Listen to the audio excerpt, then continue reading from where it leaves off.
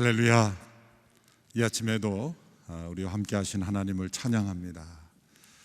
코로나 재난이 계속되는 가운데 지치고 힘든 많은 영혼들이 있고 또 병과 싸우는 많은 영혼들이 있습니다.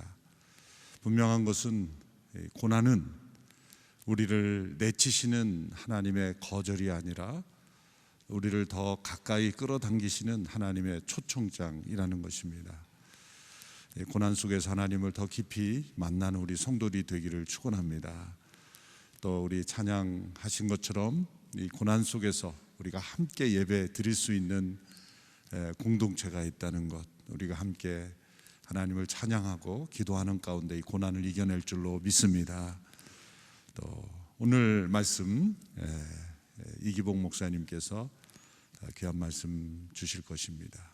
하나님의 말씀은 하지 말라라는 것은 하라라는 긍정을 다 포함하는 것이고, 또 하라는 말씀은 하지 않아야 될 것을 다 포함하는 하나님의 말씀인데, 오늘 주제로 하지만 가정에 대한 귀한 말씀 주실 것입니다. 귀한 목사님 박수로 환영하며 말씀을 듣겠습니다. 안녕하세요. 네, 우리는 요즘 산상수훈을 묵상하고 있습니다. 이 말씀은 사람의 멋진 말이나 인간적 교훈으로 받아서는 안 될 것입니다. 이것은 바로 창조주께서 이 땅에 내려오셔서 구원자의 길, 십자가의 길을 시작하시면서 신적인 권위로 우리에게 하시는 말씀입니다. 우리가 두렵고 떨리는 마음으로 들어야 할 것이며, 영의 말씀, 우리가 영으로 깨닫는 은혜가 있기를 바랍니다. 오늘은 특별히 아주 예민한 주제, 이혼에 대해서 말씀하고 계십니다. 오늘 말씀을 제가 간단히 요약하면 이렇습니다. 아내와 이혼하려거든, 그런데 그것이 이제 개역 개정에는 아내를 버리려거든 이혼 증서를 주고 버려야 한다 라고 너희들이 말하는데, 음행한 영고 외에는 그리하면 안 된다. 간단히 말하면 이렇습니다. 아내를 버리려거든 음행한 영고 외에는 버리면 안 된다. 왜 이런 말씀을 하셨을까요?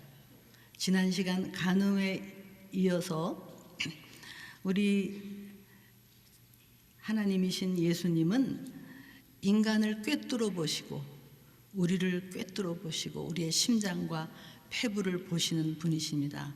그분 앞에 드러나지 않을 것이 없습니다. 그 당시 많은 여자들이 버림을 받았고, 또 점잖게 앉아있는 유대인들 속에는 지금 신명기 24장 1절을 가져다가 자기식으로 해석을 해서 아내를 버리는 일이 많았기 때문에 예수님은 이 말씀을 하시는 것입니다. 마태복음 19장에도 동일한 문제가 나오는데요. 그때는 바리새인들이 예수님을 시험하려고 또 문제 제기를 합니다.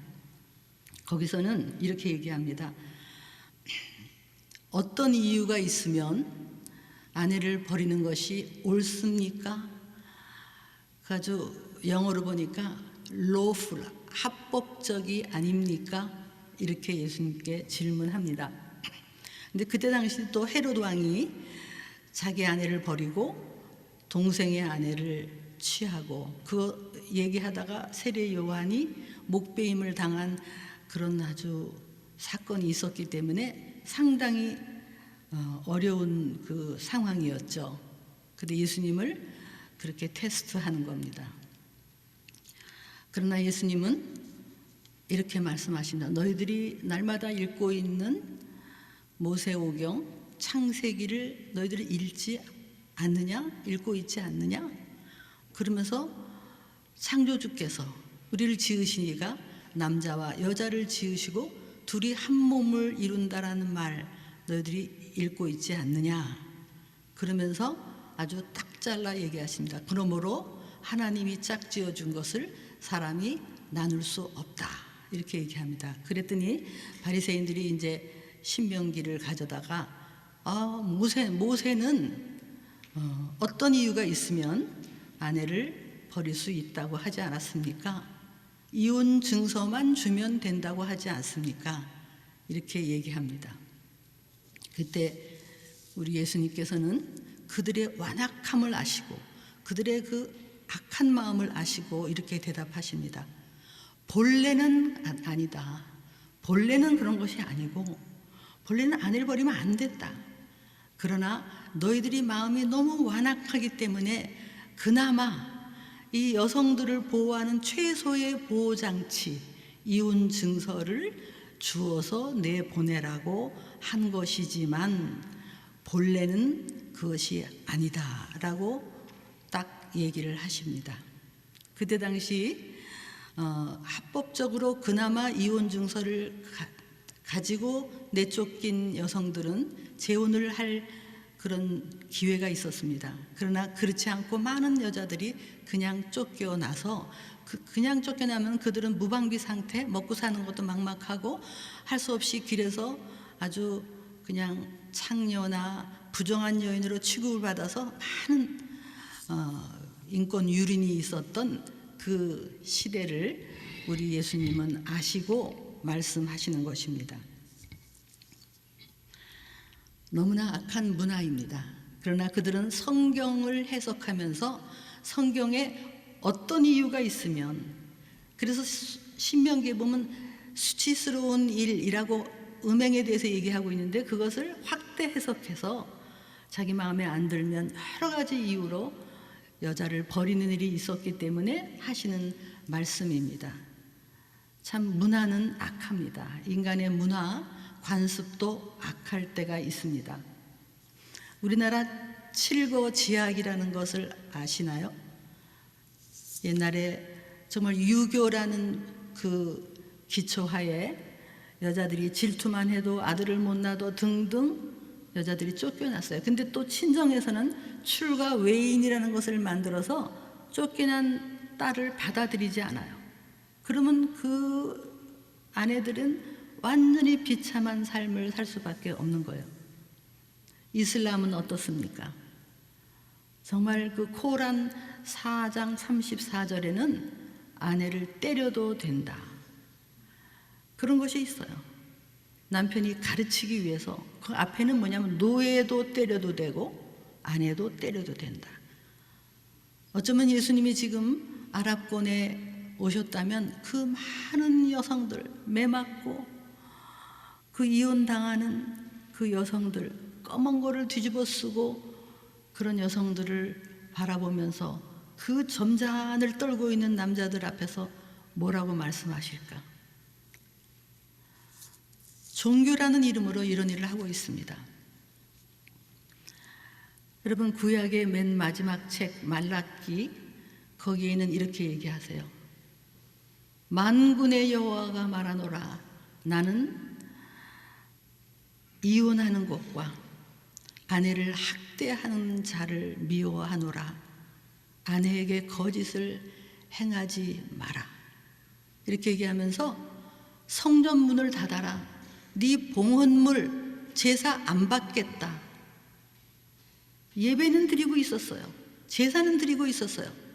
그러나 그 어려서 얻은 아내들, 그 서약한 아내를 버린 일이 있었기 때문에 그때 당시에도 그 하나님, 우리 공의의 하나님이시고 그 불쌍한 사람들을 돌보는 우리 사랑의 하나님은 그렇게 엄중하게 말씀하시는데 오늘 그 하나님께서 이 말씀을 우리에게 주시는 것입니다.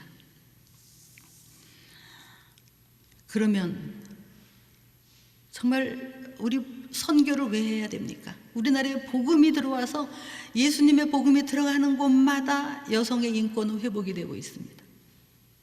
여자들이 교육받고 자기의 존재 가치를 알고 정말 우리 예수님이 그 선교사님을 통해서 우리나라에 오지 않았다면 저는 어땠을까 이런 생각을 해봅니다. 제가 몇째 부인이 돼 있을지, 이슬람에 태어났으면 제가 어땠을지, 정말 감사한 일이 아닐 수 없습니다. 그래서 우리는 선교를 해야 되는 거죠. 그렇다면 오늘 이 말씀을 21세기를 사는 우리는 어떻게 적용해야 될까요? 지금은 여성의 인권은 충분한 정도 이상으로 보장되어 있습니다. 지나칠 정도가 있습니다. 그러나 인간은 여전히 악합니다. 여러분 아십니까? 하나님을 떠난 인간은 또 역으로 여전히 가정을 무너뜨리고 결혼을 무너뜨리는 일을 지금도 하고 있습니다. 성적 자유라는 이름으로, 젠더라는 이름으로. 그래서 학교에서조차 이 음란을 학문으로 가르치는 시대에 우리는 살고 있습니다. 우리나라 이혼율은 이제 거의 미국을 따라잡고 있고, 차별금지법이 통과되면 가정은 더 급속도로 무너지고 말 것입니다. 그래서 이런 때에 우리는 이 하나님의 말씀을 어떻게 적용할 것인가?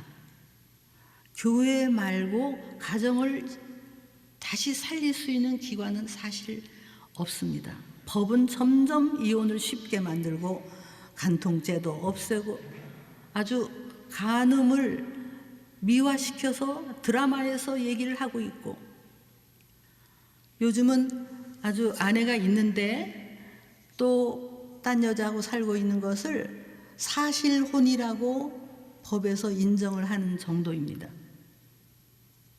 드라마에서는 얼마 전 아내를 잠깐 재워놓고 아주 남편이 싹 빠져나가서 다른 여자 불륜녀하고 있는, 그걸 드라마에서 얘기를 하는데요, 얼마나 이 문화라는 게 우스운지 불륜녀하고 있을 때는 항상 뒤에서 백뮤직이 흐릅니다. 그리고 아내하고 밥 먹을 때는 백뮤직이 안 흐릅니다. 그러니까 우리도 모르게 와 짜릿하고, 이게 전부 지금 여러분, 사랑은 성적 욕구가 아닙니다.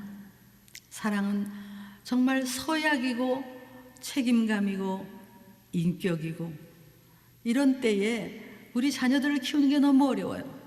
자, 우리가 이제 좀 실제적으로 적용을 하고자 합니다. 제가 4가지로 한번 정리해 보려고 하는데요.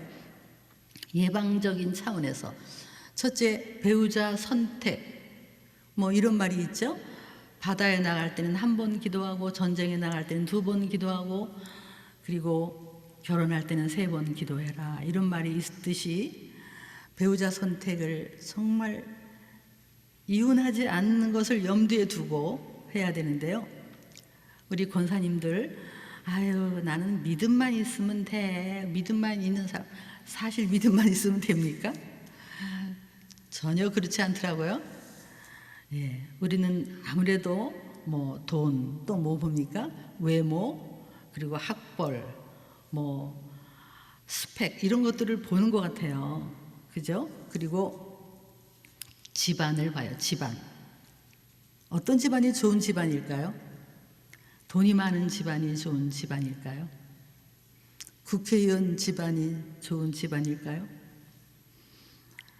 아니죠. 그죠? 장로님 집안이 좋은 집안일까요? 웃으시는 분이 계시는데, 네.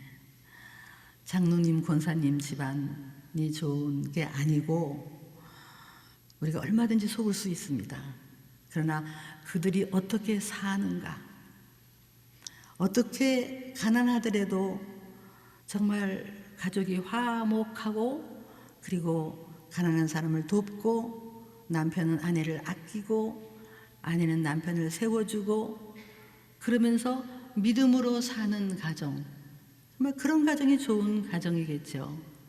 그래서 여러분, 정말 우리 자녀들이 배우자를 선택할 때 정말 돈 많은 사람이 아니라 인품, 그 성품, 믿음이 있으면, 젊은이들이 믿음이, 신실한 믿음만 있으면 그들의 앞날은 하나님께서 축복하실 것을 우리가 믿고, 좀 부족하더라도 신실한 것을 바라보는 그런 눈이 있었으면 좋겠습니다.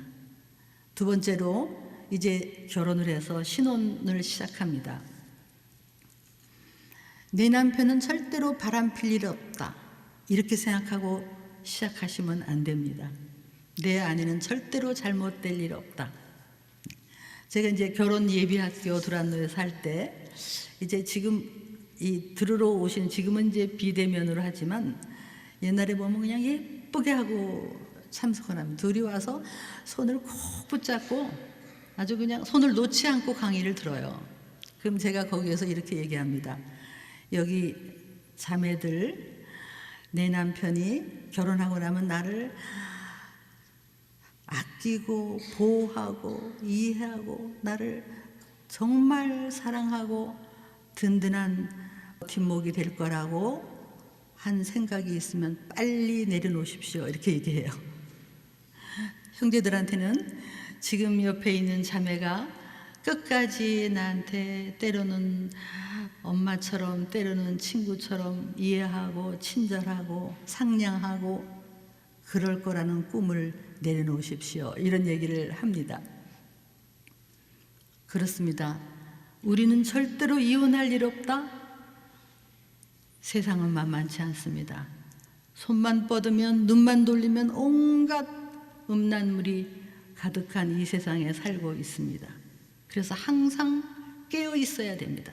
결혼을 시작하신 분들은 항상 깨어 있어야 됩니다.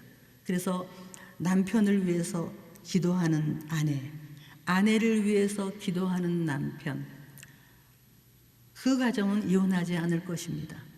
그래서 항상 이 적신호를 봐야 돼요. 적신호. 대화가 단절됐는가? 우리가 너무 돈을 막 돈 하고 살고 있지 않은가?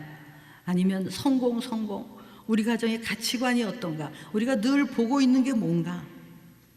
그리고 우리가 만나고 있는 사람, 우리 주위 사람들, 여러분, 우리는 아무래도 영향을 받지요.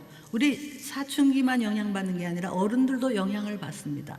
내가 늘 옆에서 만나는 사람들, 어울리는 사람들이 얘기하는 것을 듣고, 그래서 좋은 공동체가 필요해요.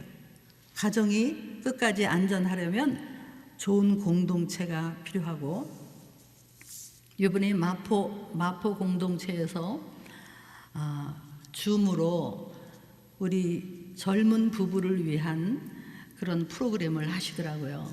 그래서 강의도 듣고 또 조별로 토론도 하고, 제가 그걸 보면서 참 이 젊은 부부들을 미리미리 어떻게 남편 역할, 아내 역할, 어떻게 사랑할 것인가를 가르치는 걸 보고 참 마음이 기뻤습니다. 우리 교회가 이런 일을 해서 이혼에 들어가기 전에 서로 부부가 친밀하고 하나가 될 수 있도록 돕는 일을 해야 될 것입니다.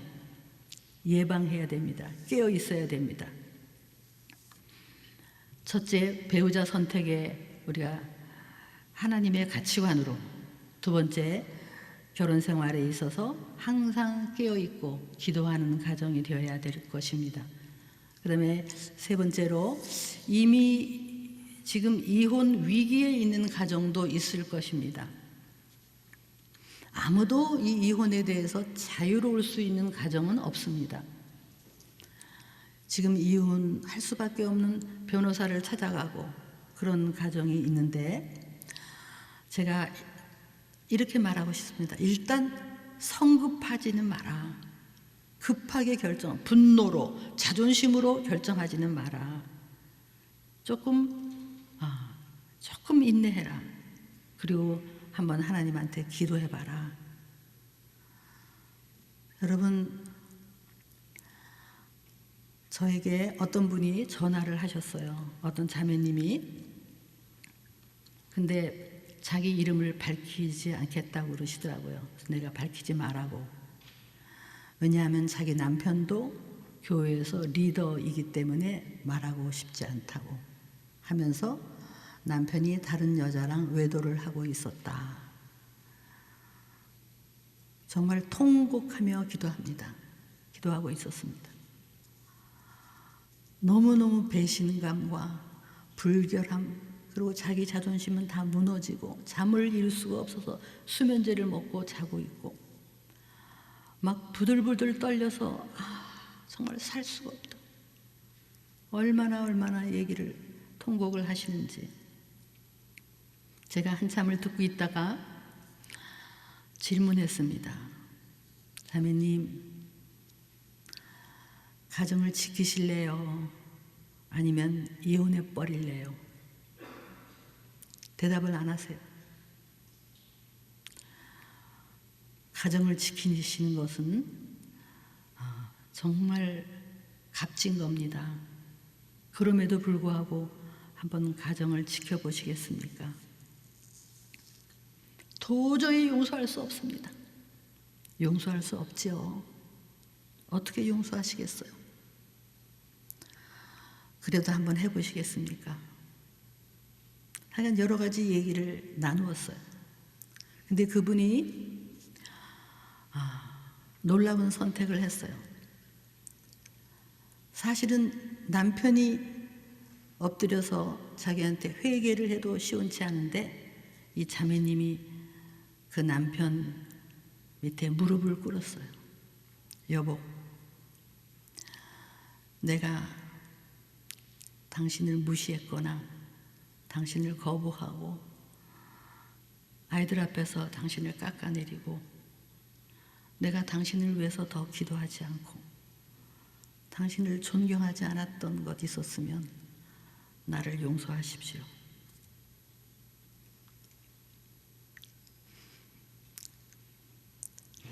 그리고 우리 가정을 지킵시다. 한번 지켜봅시다. 그렇게 말했다고 얘기했어요. 여러분, 그 사람을 어떻게 용서하겠습니까? 사랑할 수 없는 사람을 어떻게 사랑하겠습니까? 불결하게 느껴지는 사람을 어떻게 다시 사랑할 수 있겠습니까? 그러나 남편이 오히려 큰 소리 빵빵 치면서 정말 죄 지은 사람이 더 화를 내던 사람이 완전히 아내의 모습을 보고 가정은 회복이 됐고 정말 몇 년 후에 정말 그때의 그 위기를 넘은 것이 얼마나 감사한지, 특히 아이들이 엄마 아빠가 이혼하지 않은 것을 얼마나 감사하고 있는지. 여러분, 이혼은 부부만의 문제가 아니지 않습니까? 자녀가 받는 상처, 그건 말로 다 할 수 없죠. 가정을 지키는 것을 선택한 그분들, 그 보상은 엄청나게 클 것입니다. 그것은 예수님을 붙잡고 걸어가는 길입니다. 용서는 예수님을 붙잡고 걸어가는 길입니다. 첫째, 배우자 선택에서 우리가 늘 하나님의 기준으로, 두 번째, 결혼 생활은 항상 깨어 있어야 되고, 세 번째, 이혼 위기에 있는 분들 우리가 도와야 되고, 그리고 성급하게 결정하지 마시고 가정을 살리는 쪽으로 여러분이 선택한다면 그 보상은 클 겁니다. 마지막으로, 이미 이혼한 가정이 있습니다. 우리 주위에도 있고 아무도 큰 소리 칠 수 없습니다. 그런 가정, 제가 몇 분을 만나보니까 첫째는 후회가 많으시더라고요. 그때 이런 얘기를 하던데, 내가 지금만 같았으면 그렇게 성급하게 안 했을 텐데, 내가 지금의 내 믿음 정도였으면 그때 그렇게 반응하지 않았을 텐데, 그때는 내 믿음이 없었다고, 그런 얘기도 하시고, 그 다음 이런 얘기를 하시더라고요. 제일 힘든 것은 사람들이 색안경을 끼고 보는 거래요. 이혼한 사람이다. 여러분, 아무도 정죄할 수 없습니다. 그 누가 큰 소리를 칠 수 있겠습니까? 그 사정을 어찌 알겠습니까? 그 안에 있는 그들만의 사정, 어쩔 수 없이 이혼하는 경우도 있지 않습니까? 아무도 정죄하지 마십시오. 그러나 이혼한 사람, 그 옛날 배우자를 용서하시고, 혹시 자녀가 있으면 애들 앞에서 엄마 아빠 이혼한 것은 아빠만 잘못이 아니야. 엄마도 그때는 참 미숙했어. 그렇지만 아빠가 너를 엄청 사랑했어. 어려서부터 니네들을 엄청 사랑했어. 네 아빠도 좋은 점이 많은 사람이야. 또 반대로도 엄마 아빠 이혼한 것은 엄마만 나빠서가 아니야. 아빠가 그때 참 부족했어. 네 엄마는 참 좋은 점이 많은 사람이야. 그렇게 하는 모습을 보여줘야 됩니다. 그리고 그 사람을 위해서 축복 기도하십시오. 어떤 기도가 제일 축복 기도일까요? 그 헤어진 남편, 헤어진 아내가 예수님 잘 믿을 수 있도록, 영원히 구원받을 수 있도록 그렇게 기도하는 것, 그것을 해야 되고, 그리고 나서 또 내 삶을 하나님께 최고로 드려야 됩니다. 우리는 싱글로 살아도 최고로 멋지게 살아야 되고, 결혼 생활도 최고로 해야 되고, 살다가 혼자가 되더라도 우리는 또 순결하게 최고로 멋지게 살아야 돼요. 왜냐하면 하나님은 우리의 약함에도 불구하고 우리를 사랑하시고, 우리가 제일 많이 이혼한 사람은 과거의 후회, 죄책감, 실패감, 뭐 여러 가지가 있을 거예요. 그러나 여러분, 하나님 안에서는, 하나님의 사랑 안에서는 우리의 과거, 우리의 약함, 모든 것이 다 약재료가 되는 것을 알고 계십니까? 합력해서 선을 이루는 것을 알고 계십니까? 제가 작년 여러분 성도들 앞에서 제가 낙태에 대해서 말씀을 전한 적이 있습니다. 그때 제가 어렵게 제 속에 잉태되었던 그 소중한 생명, 심장이 바닥바닥 뛰고 있었던 그 내 아이를 제가 낙태한 죄에 대해서 여러분 앞에 고백을 했습니다. 너무 고통스럽고 지금도 여전히 아픔은 있지만 제가 고백을 하고, 그 이후 많은 사람이 저한테 전화가 왔습니다. 어떤 분은 와서 저하고 함께 눈물로 기도하신 분도 계시고, 전화로 기도하신 분도 계시고, 어떤 분은 헌금을 낙태 반대 운동으로 써달라고 보내신 분도 계셨습니다. 저는 그 저의 과거 실수, 그거를 주님께 올려드렸을 때 제가 지금 낙태 반대 운동을 하고 생명 살리는 운동을 하고 미혼모 자녀들을 돌보는 일을 하고 있습니다. 여러분, 하나님 나라에는 버릴 것이 하나도 없습니다. 우리의 과거를 아시고 약함을 아시는 그분은 우리가 그걸 하나님 앞에 가져가면 그걸로 다른 사람을 살리는 그런 일을 할 수 있습니다. 혹시 이혼했다 하더라도 여러분 인생을 멋지게 사시고 모든 분노를 내려놓으시고, 그리고 오히려 다른 사람들을 돕는 그런 멋진 삶을 살기를 바랍니다. 하나님께서는 가정을 살리는 일을 우리에게 의탁하셨습니다. 지금 너무나 가정이 무너지고 있습니다. 우리는 영원의 뿌리를 받고 사는 사람이 아닙니까? 영혼의 뿌리를 받고 산다면 우리의 관점, 사실은 결혼이 무지무지 중요하지만 결혼이 가장 중요한 것은 아닙니다. 왜냐하면 우리는 하나님 나라에 가면 그보다 더 큰 일을 우리가 볼 수 있기 때문입니다. 가정을 살리는 일에 우리 함께, 그리고 생명을 살리는 일에 우리 함께, 우리 오늘의 교회가 나갈 수 있기를 바랍니다. 잠깐 기도하겠습니다. 하나님은 여러분을 아십니다. 하나님은 나를 아십니다. 내 마음도 아시고 내 연약함도 아시고 내 과거도 아시고 나의 아픔도 아시는 분이십니다. 그러나 하나님은 사랑이시기에 그 모든 것을 다 품으시고 죄인을 사랑하시는 하나님, 그러나 그 억울하고 버림받은 여성들을 긍휼히 보셔서 오늘 말씀해 주시는 우리 예수님, 그 예수님을 여러분의 인생에 다시 한번 중심에 모셔드리고 여러분의 모든 삶의 문제를 주님께 올려드리며 다 같이 기도하며 나아가겠습니다. 기도하시겠습니다.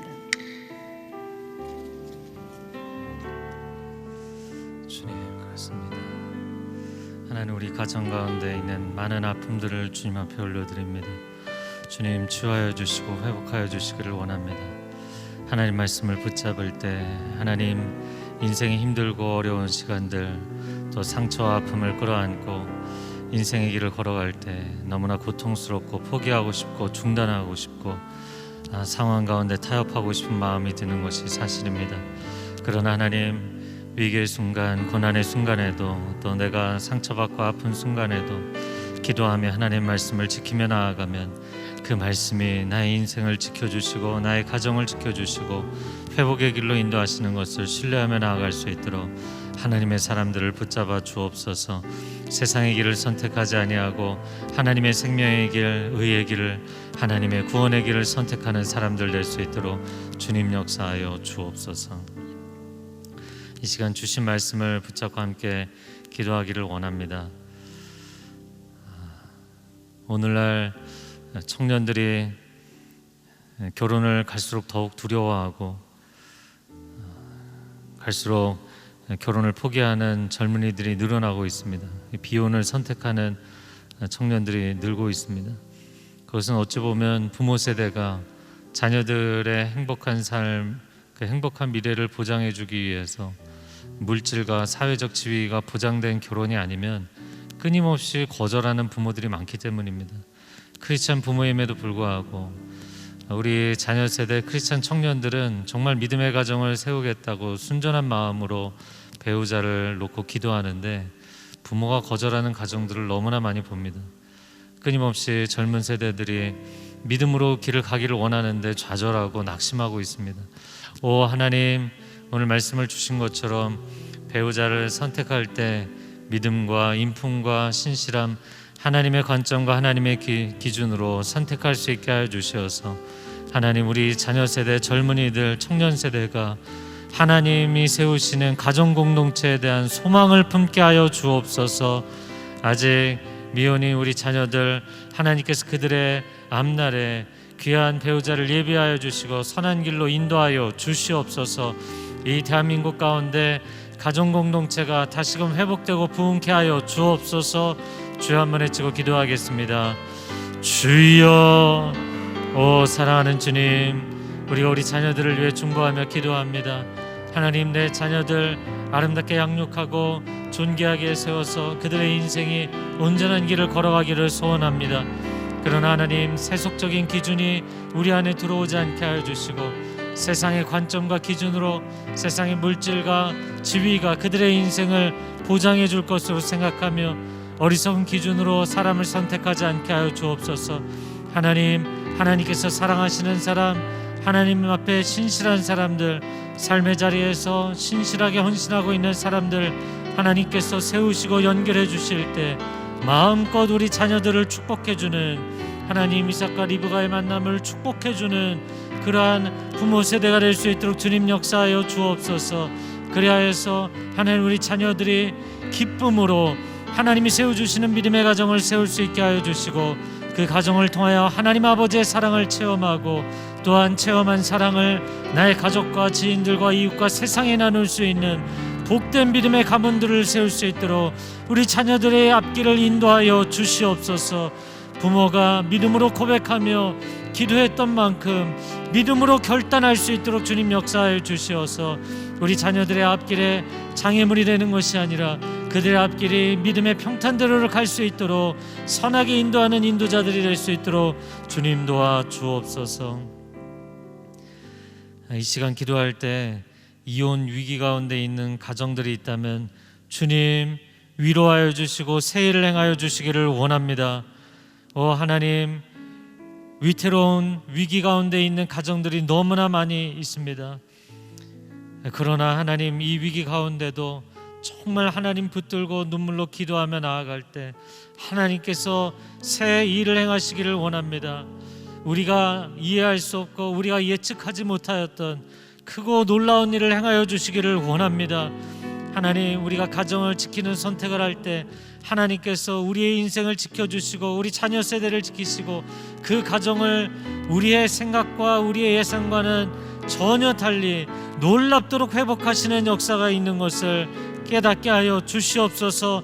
주님, 위기의 가정들을 지켜주시고 하나님, 지금 평안 가운데 있는 가정들도 더욱 하나님 앞에 말씀과 기도로 온전히 믿음으로 세우는 가정 되게 하여 주옵소서.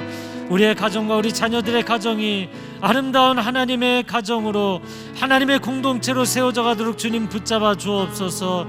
주여, 한번 외치고 통성으로 기도하겠습니다. 주여, 주님, 주님의 인도하심을 구합니다. 주님의 위로하심과 회복하심을 구합니다. 하나님, 인간의 힘으로 이 아픔과 상처와 어려움들을 넘어서기 어렵습니다. 분노와 미움과 원망의 마음들을 내려놓지 못하고 있는 부부들을 주님 불쌍히 여겨 주시옵소서. 주님 불쌍히 여겨 주시옵소서. 상대방을 원망하고 정죄하기 이전에 나 자신의 부족함과 죄인됨을 하나님 앞에 엎드려 회개할 수 있게 하여 주시고, 가정이 하나님 함께 회개하고 함께 하나님의 은혜를 구하고 하나님의 붙드심을 구할 때 온전히 가정이 다시금 치유되고 회복되는 역사를 경험할 수 있도록, 가정이 십자가의 그 치유와 구원을 통과하는 역사를 경험하도록 주님 세일을 행하여 주시옵소서. 이혼 위기 가운데 있는 가정들을 치유하시고 부부를 하나 되게 하여 주시고 자녀들의 마음을 위로하여 주시고 치유하셔서 이 땅의 가정들이 온전히 회복되어 하나님의 영광을 볼 수 있도록 주님 도와 주옵소서. 하나님, 이혼 위기 가운데 있는 가정들을 붙잡아 주실 뿐만 아니라 이미 이혼한 가정들, 하나님, 평생의 아픔과 트라우마, 상처를 가지고 살아가는 것이 아니라 주 예수 그리스도의 보혈로 덮어주시어서 모든 상처를 씻어주시고 치유하여 주시옵소서. 서로를 미워하는 미움으로 사는 인생이 되지 않게 하여 주시고, 용서와 화해와 하늘의 샬롬이 평강이 임하는 가정들 되게 하여 주시어서 그 상처가 자녀 세대에 이어지는 것이 아니라 하나님, 그 태에서 그 모든 것들이 끊어지고 회복되어서 자녀 세대를 건강하게 격려하고 치유하는 가정들 되게 하여 주시옵소서. 하나님, 오늘 우리 가운데 가정을 향한 말씀을 허락하여 주시니 감사합니다. 정직하게 우리 자신을, 우리 가정을 돌이켜볼 수 있게 하여 주시고, 하나님의 임재 앞에 우리의 마음의 상대를 정죄하고 자녀들을 끊임없이 판단했던 우리 자신의 내면의 교만과 세속적인 관점들을 십자가 앞에 내려놓고, 하나님, 이 새벽에 우리 가정이 다시 한번 주님의 말씀 앞에서 치유함 받고 새로워지는 기도의 시간 될 수 있도록, 이 새벽의 시간 될 수 있도록 역사하여 주옵소서. 이제는 우리 주 예수 그리스도의 은혜와 하나님 아버지의 극진하신 사랑과 성령의 교통하심이 가정의 온전한 회복과 하나됨과 치유를 주님 앞에 소원하는 귀한 하나님의 백성들 위해, 소중한 가정과 자녀들과 일터 위에, 한국교회 위에, 그리고 저 북녘 땅 위에, 지금도 생명의 복음을 증거하시는 열방의 모든 선교사님들 위해 이제로부터 영원토록 함께하여 주시기를 간절히 축원하옵나이다. 아멘.